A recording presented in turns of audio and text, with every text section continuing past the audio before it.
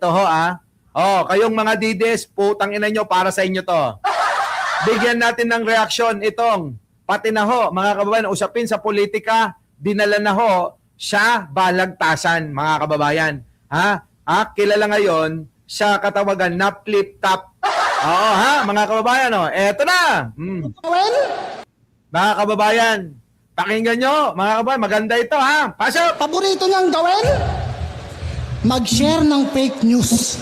Kita. Tapos pag pinakitaan mo ng resibo, i-delete. Correct. Pag nakakita ng AI, Sara nakikipagkamay sa magbibigay ng gas, kinikilig. Magpiprint ng karton, susuotan ng jacket, susubuan ng pagkain, nakakabagabag. Dito nga sa flip-top, pag bumoto, pinapaliwanag. Yung gusto niyong iboto, di nagpapaliwanag. Oo nga! Totoo yan, di ba? Diyan nga sa flip-top, yung mga horado, pinagpapaliwanag kung bakit yun ang boto nila. Pero si Sara, putang ina nyo, ayaw nyong pagpaliwanagin. Para kayo talagang mga siraulo. Galit na galit kayo sa mga adik. Pero pinagtatanggol nyo si Michael Yang. Diba? Ganyan sila. Yung mga drug lord, abay, love na love nila. Pero galit na galit sila sa mga adik, ang mga putang ina. Humihimot kayo sa puwet ni Digong. Pero yun mismo, si Digong ang drug lord. Tangan nyo talaga kahit kailan kayo, mga bobo. Ito, pakinggan nyo to. Maganda to. Dito nga sa flip-top, pag bumoto, pinapaliwanag. Yung gusto nyong iboto, di nagpapaliwanag.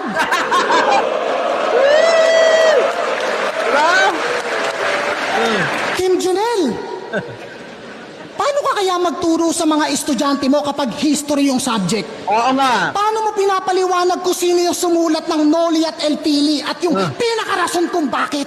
Oo nga. Tapos pag naiisip kong taon-taon, paulit-ulit nyo yung tinatapik, ang sakit sa anit.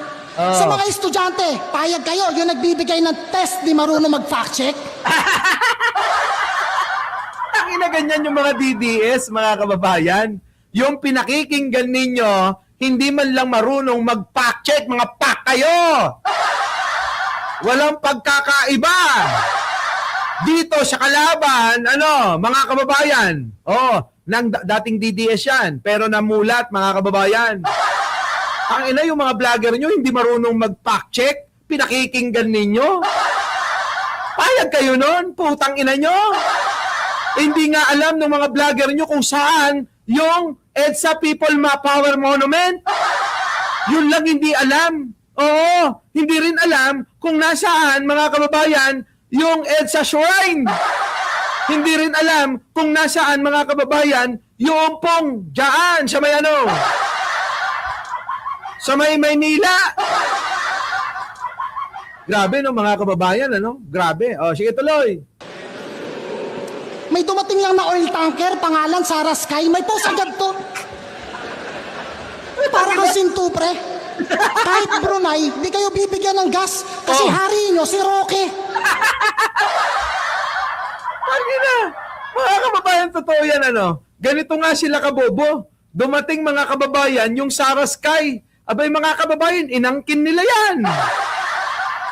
Diba? Tapos, mga kababayan ko, sinabi, nakausap na daw ng hari ng Brunei na na binigyan na daw sila ng gas sa may, sa may Davao.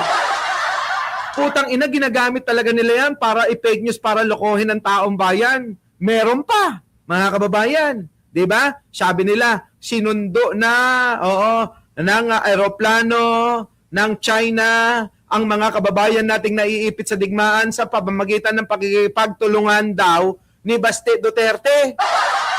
Mga kababayan ko, matatapos na lang yung gera, wala pa Tapos galit na galit sila, mga kababayan, nung gumawa tayo ng content na sabi natin, putang ina mo Baste, nasaan na yung eroplano na pinagkakakalat nyo? Hanggang ngayon, pauwi na kami, wala pa Siraulo kaya ata, sabi ko. Alam mga kababayan, nag-viral ayun, galit na galit sila. Di ba? Naalala nyo ba yon? Yung mga ganong mga palakad nila? Puro fake news ang mga putang ina. Oh, ito na. Bibilis, bangag, karton, maleta, nagtatalo-talo pa talaga itong mga gago na to. Okay, Imelda, may mga binawing alahas. Sa inyo naman, may nakatagong bato. Bato. Speaking of bato, mga suntok mo parang bato. Kasi hindi pumapasok.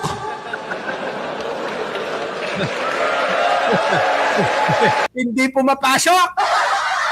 Parang mga tira ng mga DDS, hindi pumapasok. Di ba?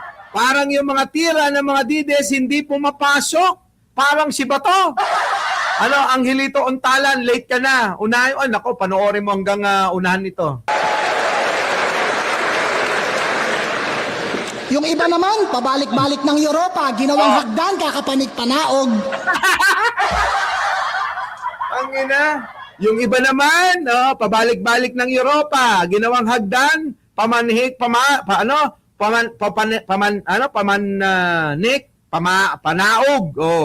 Lalim na Tagalog yun, pamanik, pamanaog.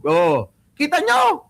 Sino ba yun? Di si Sara, si Polong, si Baste, si Kitty, yung mga mga anak ni Duterte. Na wala daw sila pera, pero halos buwan-buwan, nasa dahig sila. Kalokohan, mga kababayan, yung pinaggagawa nila. Di ba? Sabi nila mga, panhik, panaog yan. Di ba? Mga kababayan, wala kami pera, pero mga kababayan, buwan-buwan, nandun sila. Parang nandun sila para mag-withdraw ng pera.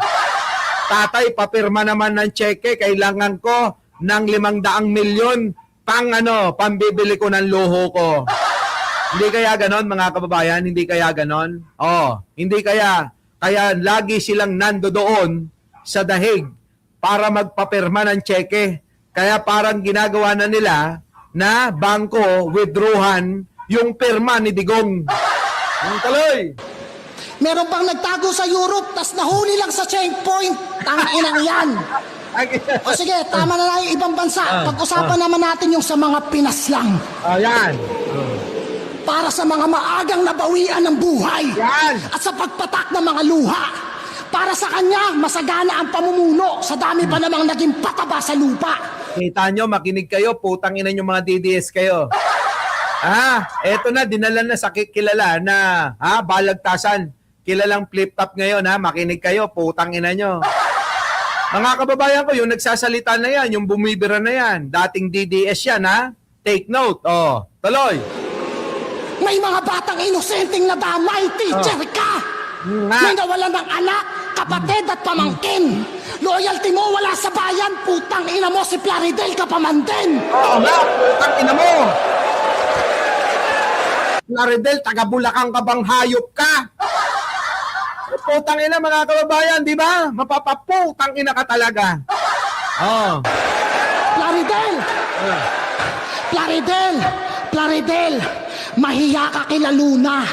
Hanggang ngayon, kay Birheng naniniwala sa pag-ibig ng isang puta. Sumusunod ng walang tanong kung susumahin ay alipin na to. Nakasuporta sa mga taong dahilan kung ba't sa sariling bayan ay para pa rin bilanggo. Na para sila makalanghap na sariwang hangin, tayo ang naghihingalo. Nakayuko na ako sa sobrang baba ng tingin ko sa'yo.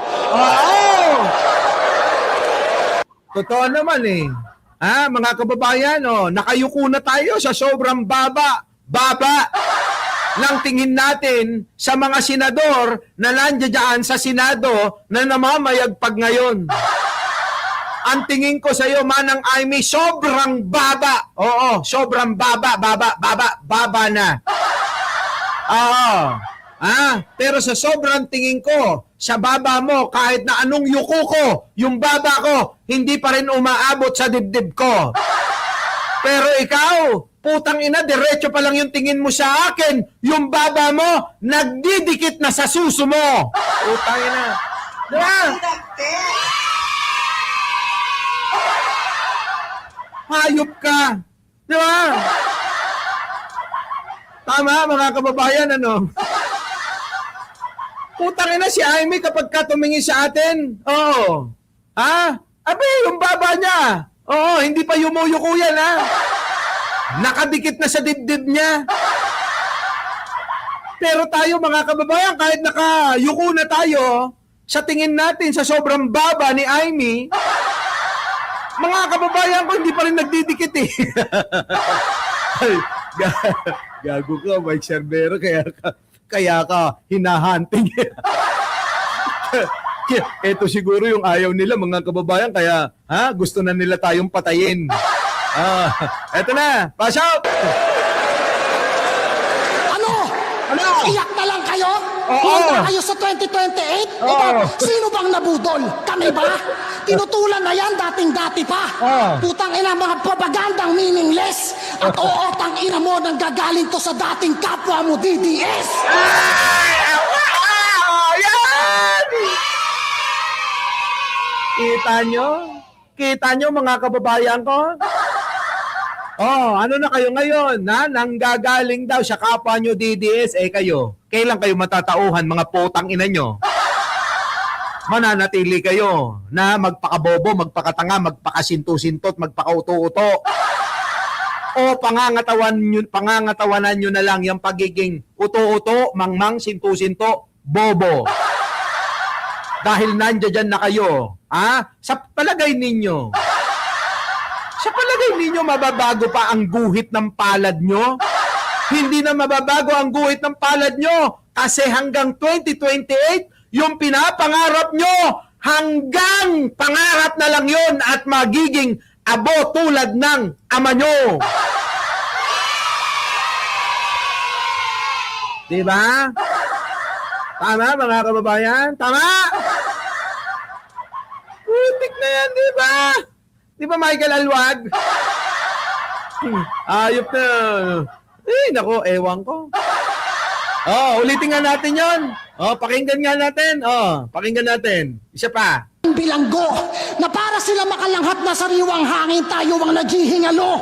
Kita nyo? Na para makalanghap daw ng hangin, tayo ang naghihingalo. Malalim ho yun. Ang ibig sabihin nun, nagpapakasarap ang mga Duterte sa ibang bansa, shopping-shopping, kain-kain, pasarap buhay, nasa aircon, magdadrama, kasama nung karton na ama niya, putang ina, pero tayo ang nahihirapan. Tayo, mga kababayan, halos hindi na makahinga. Tayong mga Pilipino, sa mga kababayan natin, halos hindi na makakain. Pero yung mga putang ina nila, ang sasarap ng buhay. Yung isa si Pulong, pabuking-buking na lang ng pokpok. Si Baste, pasubo-subo na lang. Si Kitty, kita nyo naman, sarap buhay. Abay, grabe talaga. Diba? Kung sino-sino ang kasama. Ngayon, nasa dagat, mga kababayan, pilinex pa nila. Sa bagay, mga kababayan, okay naman yan, magpakasaya ka. Diba? Oo, okay yan, Kitty. Aprobado sa akin yan. Diba? Si Sarah, ayun, mga kababayan. Kahit anong gawin, mga kababayan, na pag-aanway ni Sarah, baliw pa rin siya. Tama? Sige, tuloy. Nakayuko na ako sa sobrang papa ng tingin ko sa'yo.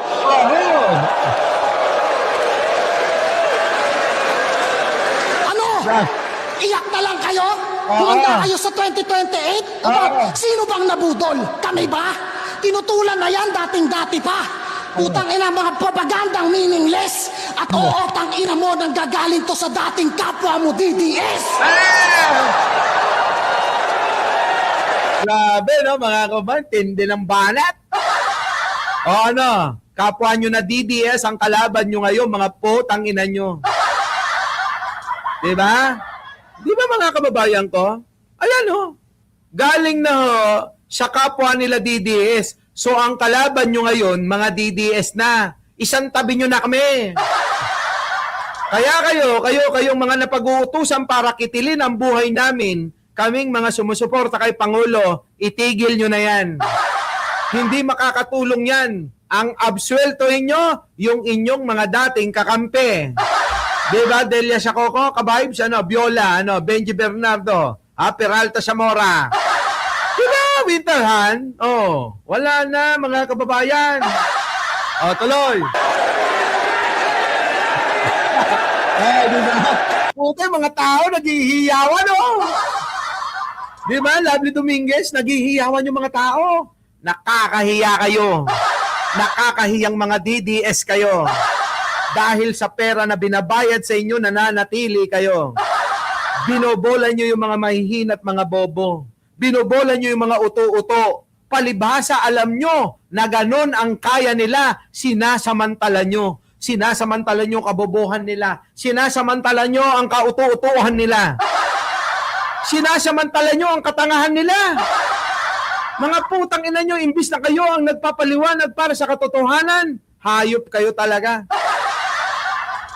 Nagiging kasangkapan pa kayo para sa isang maling propaganda na isiksik sa isip ng mga Pilipino ang mali na gawain ng mga iniidolo nyo.